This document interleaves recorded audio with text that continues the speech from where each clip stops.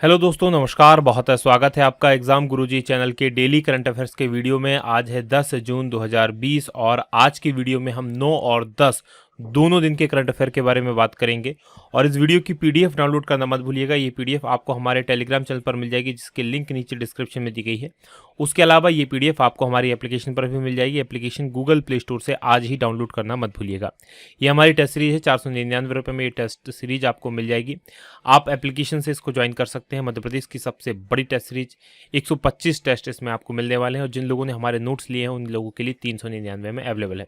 उसके अलावा ये हमारे नोट्स अभी भी अवेलेबल है और आज लास्ट डेट होगी जब ये 998 में अवेलेबल होगा और लास्ट डेट होगी जब ये कोर्स 2999 रुपये में अवेलेबल होगा। और आप लोगों के पास, बहुत से लोगों के पास नोट्स पहुंच गए हैं, पहुंचना शुरू हो गए हैं। लोगों के पास, कुछ के पास, जिनके पास नोट्स नहीं पहुंचे हैं, वो इतना धैर्य रखा आपने, 1-2 दिन, 4 दिन, 5 दिन का धैर्य और रखें। नोट्स 100% आपके पास पहुंचेंगे। मैं आपको गारंटी देता हूं, एक भी स्टूडेंट ऐसा नहीं होगा जिसके नोट्स उसके पास नहीं पहुंचेंगे। थोड़ा सा लेट हुए हैं, थोड़ा समय गया है उसके लिए, क्योंकि पूरी दुनिया में ये प्रॉब्लम थी। आप सब लोगों ने इस चीज़ को देखा है, फेस किया है, इसलिए। और हाँ, जिनके नोट्स पहुंच गए कृपया वो कमेंट करके बता दें कि हाँ उनके नोट्स पहुंच गए हैं, ताकि जो आपके बाकी साथी हैं उनको थोड़ा सा यकीन हो जाए कि हाँ नोट्स सबके पहुंच रहे हैं। फिर भी मैं कहता हूँ एक एक व्यक्ति के नोट्स पहुंचाएंगे। कोई प्रॉब्लम हुई तो डबल से भी अगर हमें नोट्स पहुंचाना पड़ा तो हम दूसरी बार भी नोट्स पहुंचाएंगे, अगर किसी को मिस हो गए नोट्स तो आप निश्चिंत रहें, आप सबके नोट्स आपके पास पहुंच जाएंगे। और जब तक पीडीएफ तो अवेलेबल है ही, आप पीडीएफ पढ़ सकते हैं। आगे बढ़ेंगे, बात करेंगे थॉट ऑफ द डे की। आज का जो हमारा मोटिवेशनल पावरफुल थॉट है, आज का हमारा थॉट है कि सफलता पाने का सबसे आसान तरीका क्या है। तो सफलता पाने का सबसे आसान तरीका है कि उठो और आगे बढ़ो। मतलब कुल मिलाकर कहने वाली बात यह है कि अगर अभी तक आप सोए पड़े थे, अभी तक आप काम में मन नहीं लग रहा था, तो सबको भूलो, उठ जाओ और काम करना शुरू कर दो। बस यही तरीका है जिससे आप सफलता प्राप्त कर सकते हैं, क्योंकि बिना किए आपको कुछ भी नहीं मिलेगा। तो उठो और आगे बढ़ो, ये एक सफलता का मूल मंत्र है। इसी थॉट के साथ आगे बढ़ेंगे, बात करेंगे कल के प्रश्न की। कल प्रश्न पूछा था कि किस संस्थान ने अल्ट्रा स्वच्छ नाम का एक कीटाणु शोधन इकाई विकसित की है। ये विकसित की गई है डीआरडीओ के द्वारा, यानी कि ए ऑप्शन प्रश्न का सही उत्तर है। इस प्रश्न का उत्तर काफी सारे लोगों ने दिया। उनमें से 3 उत्तर जो आपने पसंद किए हैं, पहला उत्तर पवन राजपूत का है, दूसरा उत्तर अंजलि पाठक का है और तीसरा उत्तर शिवम सिंह का है। आप तीनों को बहुत बधाई। और आप भी चाहते हैं आपका नाम, कमेंट, उत्तर यहाँ पर आए, तो वीडियो को ध्यान से अंत तक देखो और अंत में जो प्रश्न पूछा गया उसका उत्तर कमेंट बॉक्स में जरूर दो। आगे बढ़ेंगे, क्विक रिवीजन की बात करेंगे। कल के पढ़े गए करंट अफेयर के प्रश्नों का क्विक रिवीजन। पहला प्रश्न, महिला और बाल विकास मंत्रालय ने किसकी अध्यक्षता में कार्यबल का गठन किया है। तो ये जया जेटली की अध्यक्षता में। दूसरा प्रश्न, विश्व खाद्य सुरक्षा दिवस कब मनाया जाता है। ये 7 जून को मनाया जाता है। तीसरा प्रश्न, गले से लार का नमूना लेने के लिए किस संस्थान ने स्वदेशी उपकरण नेसोफारिनजियल विकसित किया है। और ये विकसित किया है राष्ट्रीय रसायन प्रयोगशाला पुणे के द्वारा। चौथा प्रश्न, कि किस राज्य सरकार ने मेघ संदेश नाम का ऐप लॉन्च किया है। तो ये कर्नाटक के द्वारा किया गया है। और पांचवा प्रश्न, कि किस बॉलीवुड निर्माता का निधन हो गया। तो इनका नाम अनिल सूरी है। छठवां प्रश्न, कि किस भारतीय उद्यमी को EY world entrepreneur of the year 2020 पुरस्कार प्रदान किया गया है। तो ये किरण मजूमदार शॉ को दिया गया है। सातवां प्रश्न, किस देश के मशहूर जिम्नास्ट कुर्ट थॉमस का निधन हो गया। तो ये अमेरिका के थे। और आठवां प्रश्न, कि विश्व तीरंदाजी फील्ड चैंपियनशिप को कब तक के लिए स्थगित कर दिया गया है। तो इसको 2022 तक के लिए स्थगित किया गया है। ये थे हमारे कल के प्रश्न। अब आज के करंट अफेयर के प्रश्नों की बात करेंगे। आज के करंट अफेयर का पहला प्रश्न, कि भारत सरकार द्वारा किस योजना को अब तक का उच्चतम आवंटन प्रदान किया गया है। और ये योजना है मनरेगा, महात्मा गांधी राष्ट्रीय रोजगार गारंटी योजना अधिनियम। ये ए ऑप्शन प्रश्न का सही उत्तर है। डिटेल देख लीजिए क्या है।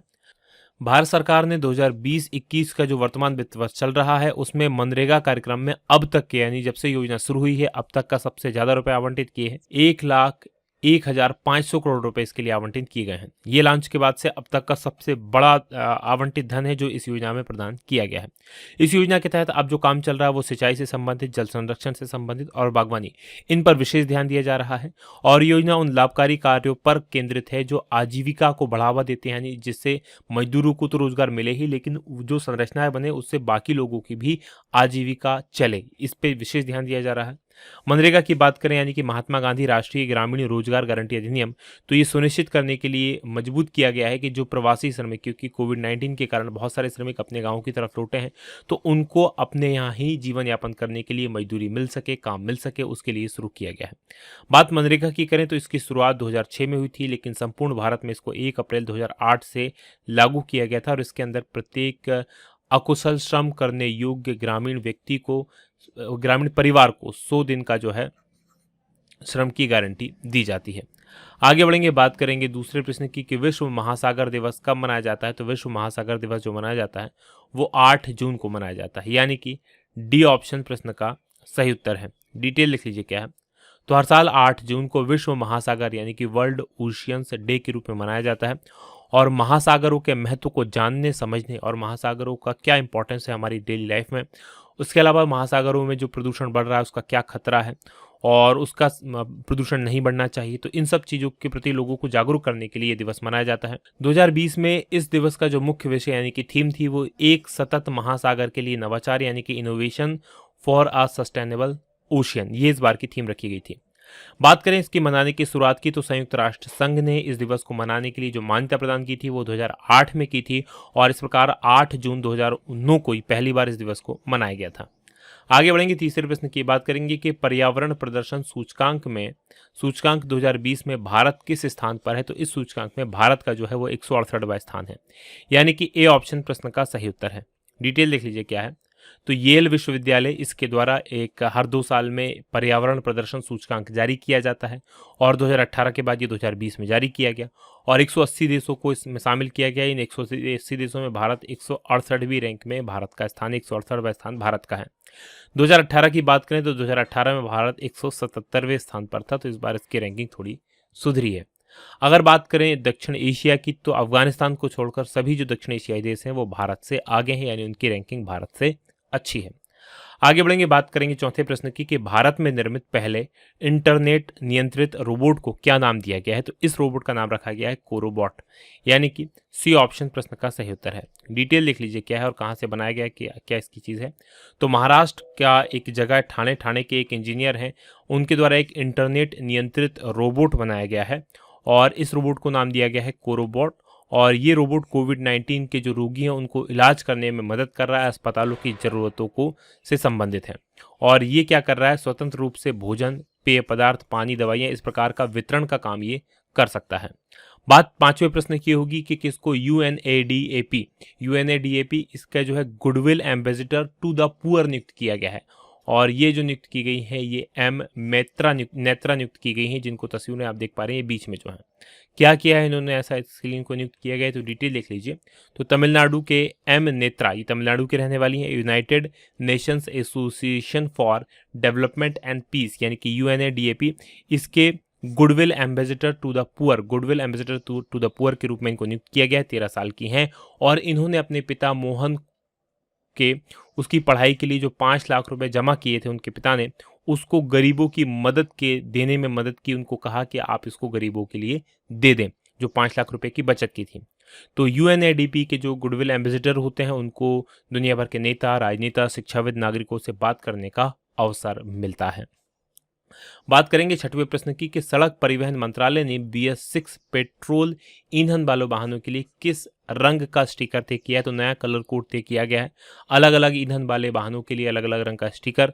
तो ये जो स्टिकर है वो नारंगी रंग का होगा, यानी कि ऑरेंज कलर का। डी ऑप्शन सही है। डिटेल लिख लीजिए क्या है। तो सड़क परिवहन और राजमार्ग मंत्रालय जिसके मंत्री कौन है, तो नितिन गडकरी जी जिसके मंत्री हैं, इसने BS6 वाहनों के नंबर प्लेट स्टिकर के लिए अलग कलर बैंड जारी किए हैं।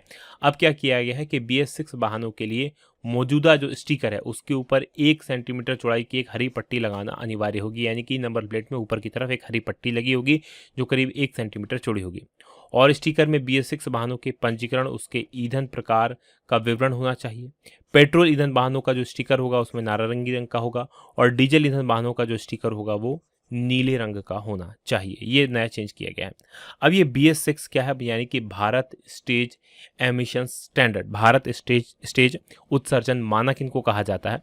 इनको भारत सरकार के द्वारा स्थापित किया गया है और यूरोपीय रेगुलेशन के आधार पर है। जैसे यूरो 1, यूरो 2, यूरो 3 है, उसी प्रकार से भारत स्टेज के नाम से इनको शुरू किया गया था। भारत 1 जो आया था पहली बार 2000 में आया था और अब भारत 6, याद रखिएगा भारत 4, BS स्टेज 4 अभी चल रहे थे। 4 के बाद 5 को हमने स्किप किया और सीधे 6 पर पहुंच गए हैं। तो ये आपको याद रखना है कि पहले 4 था, अब 6 आ गया, बीच में हमने 5 को स्किप करके सीधे 6 पर पहुंच गया है।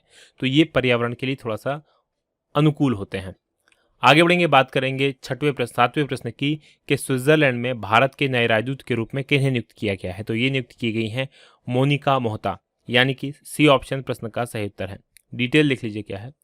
तो मोनिका कपिल मोहता, इनको नियुक्त किया गया है स्विट्जरलैंड में भारत के अगले राजदूत के रूप में। याद रखिएगा यहाँ पर एम्बेसडर शब्द यानी कि राजदूत आया है, न कि उच्चायुक्त। उच्चायुक्त कहाँ नियुक्त किए जाते हैं, तो जो कॉमनवेल्थ के सदस्य देश होते हैं वहां पर उच्चायुक्त नियुक्त किए जाते हैं। वर्तमान में स्वीडन में भारत के राजदूत के रूप में काम कर रही हैं, और स्वीडन में जो वर्तमान में राजदूत हैं वो सीबी जॉर्ज की ये जगह लेंगी। तो स्वीडन में थी, स्वीडन से आप पहुंचेंगी कहाँ पर, स्विट्जरलैंड। और स्विट्जरलैंड में कौन थे, तो सीबी जॉर्ज थे। और सीबी जॉर्ज का बारे में मैंने अभी आपको बताया था थोड़े दिन पहले करंट अफेयर में कि इनको कुवैत में भारत के राजदूत के रूप में नियुक्त किया गया है। बात स्विट्जरलैंड की करते हैं। यहाँ की राजधानी बर्न है। यहाँ के जो राष्ट्रपति हैं सिमोनेटा सोमारुगा है, और मुद्रा यहाँ की स्विस फ्रैंक है। चलिए मैप में मैं आपको अब स्विट्जरलैंड लिए चलता हूँ। तो जैसा कि आप स्क्रीन पर देख पा रहे हैं हमारा भारत, और हमारे भारत से अगर आपको स्विट्जरलैंड जाना है तो मूव करना पड़ेगा आपको थोड़ा सा ऊपर पश्चिम की तरफ। पश्चिम में आप जाएंगे तो ये जो आपको यूरोपीय देश दिख रहा है, इसी में आप देखेंगे ये जो ब्लू कलर का देश यहाँ पर आपको दिखाई दे रहा है, ये स्विट्जरलैंड है, जिसकी राजधानी यहाँ पर आप बर्न देख पा रहे होंगे। इसकी अधिकांश सीमा पश्चिम की तरफ फ्रांस के साथ लगती है, नीचे इसकी सीमा जो है इटली के साथ में लग जाती है, इस तरफ ऑस्ट्रिया है और उधर जर्मनी है। तो जो यूरोप के प्रमुख देश हैं जैसे जर्मनी, फ्रांस, इटली, इन सब से ये घिरा हुआ है। और एक और छोटा सा देश यहाँ पर भी है, ऑस्ट्रिया और स्विट्जरलैंड के बीच में लिंचेस्टाइन। तो ये भी आप याद रखिएगा, बहुत छोटा सा देश है, इसका नाम भर दिख रहा है, यहाँ पर एक छोटा सा देश है ये। आगे बढ़ेंगे, बात करेंगे अगले प्रश्न की। अगला प्रश्न आपके सामने जो आ रहा है वो 8वां प्रश्न है कि भारत और किस देश के बीच बिजली क्षेत्र में सहयोग के लिए समझौता हुआ है, और ये समझौता हुआ भारत और डेनमार्क के बीच में, यानी कि बी ऑप्शन प्रश्न का सही उत्तर है।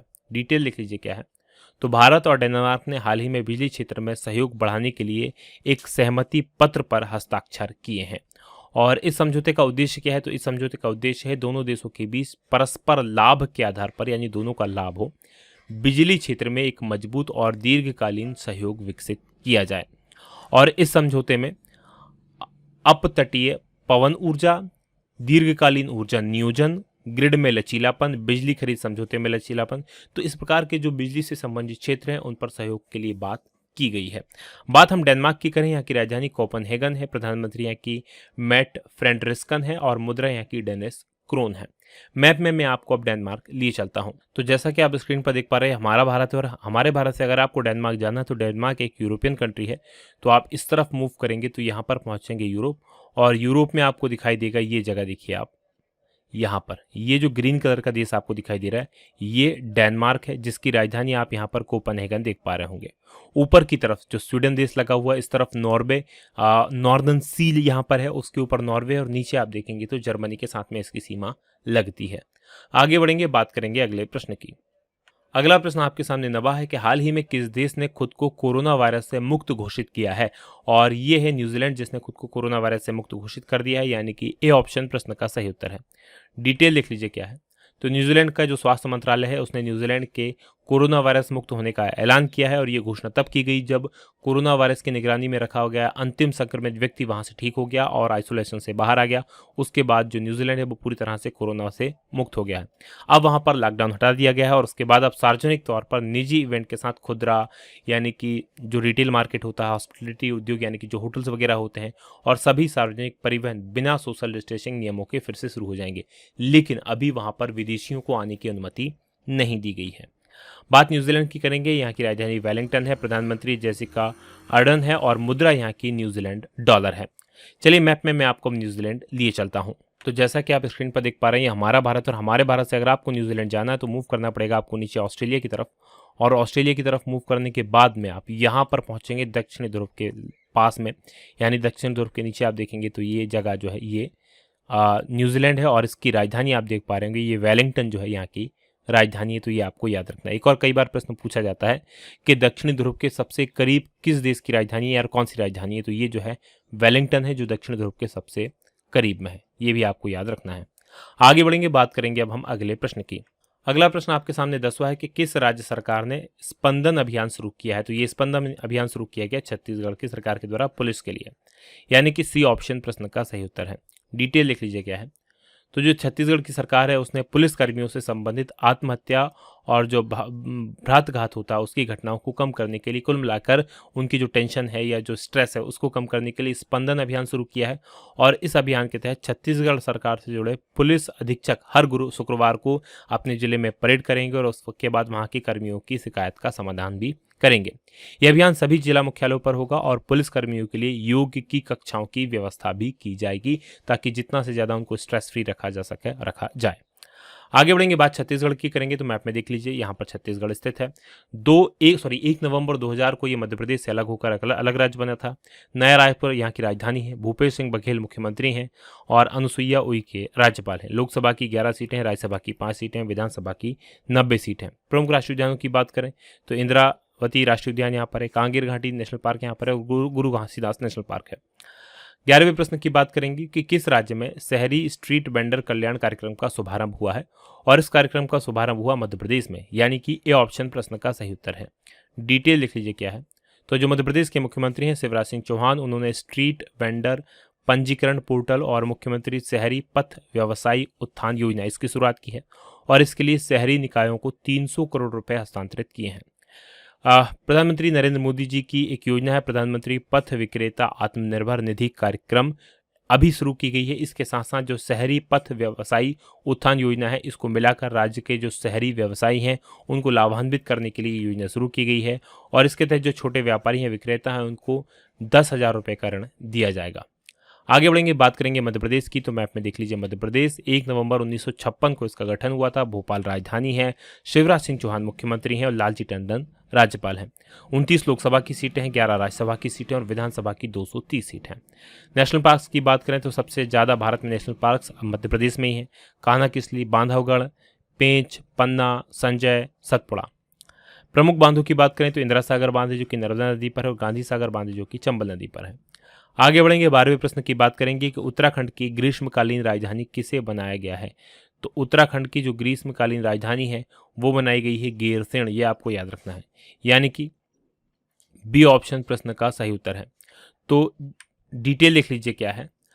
तो जो चमोली जिले है, चमोली जिले में है गैरसैंण और गैरसैंण को उत्तराखंड की ग्रीष्मकालीन राजधानी के रूप में घोषित किया गया है कि यह यहाँ की ग्रीष्मकालीन राजधानी होगी। मार्च 2020 में जो मुख्यमंत्री हैं त्रिवेंद्र सिंह रावत, उन्होंने गैरसैंण को उत्तराखंड की ग्रीष्मकालीन राजधानी बनाने की घोषणा की थी, ये आपको याद रखना है।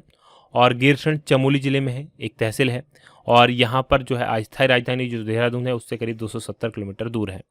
बात उत्तराखंड की कर लेते हैं। यहाँ पर मैप में देख लीजिए, ये उत्तराखंड है, उधर चाइना के साथ इसकी सीमा लगी हुई है, इधर नेपाल के साथ में इसकी सीमा लगी हुई है। देहरादून राजधानी है, मुख्यमंत्री त्रिवेंद्र रावत है, राज्यपाल बेबी रानी मौर्य है। 5 लोकसभा की सीटें, 3 राज्यसभा की सीटें और 71 विधानसभा की सीट्स हैं। जिम कॉर्बेट नेशनल पार्क जो कि भारत का पहला नेशनल पार्क है वो यहीं पर है। Nanda Devi national park, Gangotri national park, फूलों की घाटी national park, Rajaji national park और गोविंद नेशनल पार्क स्थित है। टिहरी बांध है, सबसे इंपॉर्टेंट है, भागीरथी नदी पर बना हुआ है। आगे बढ़ेंगे, 13वें प्रश्न की बात करेंगे कि किस राज्य ने बंदे उत्कल जननी इसको राज्यगान का दर्जा दिया है और इसको राज्यगान का दर्जा दिया गया है ओडिशा के द्वारा, यानी कि डी ऑप्शन प्रश्न का सही उत्तर है। डिटेल लिख लीजिए क्या है।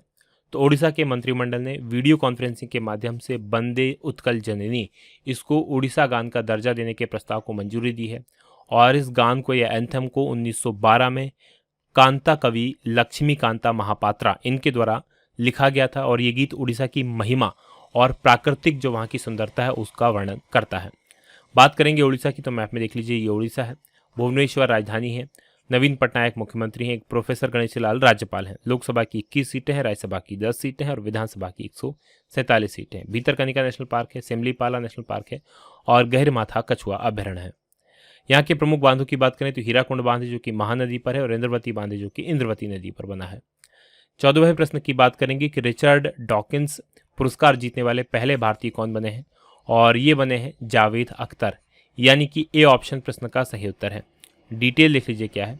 तो प्रसिद्ध कवि, गीतकार और लेखक हैं जावेद अख्तर और 2020 के जो प्रतिष्ठित रिचर्ड डॉकिंसन अवार्ड है उससे इनको सम्मानित किया गया है।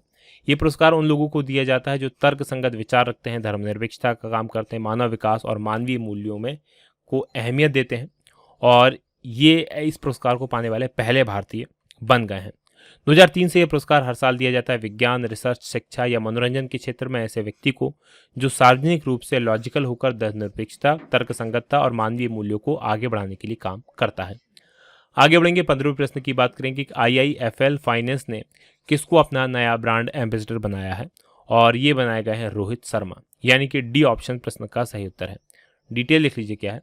तो गैर बैंकिंग क्षेत्र की वित्त company India Infoline finance limited यानी कि IIFL, इसने रोहित शर्मा को अपने पहले ब्रांड एम्बेसडर के तौर पर नियुक्त किया है, और कंपनी ने रोहित शर्मा के साथ अपना एक अभियान शुरू किया है। इस अभियान का नाम है सीधी बात, के तहत रोहित शर्मा के साथ सीधी बात, राइट। और शीर्षक है एक 30 सेकंड का संदेश जारी किया है इसमें।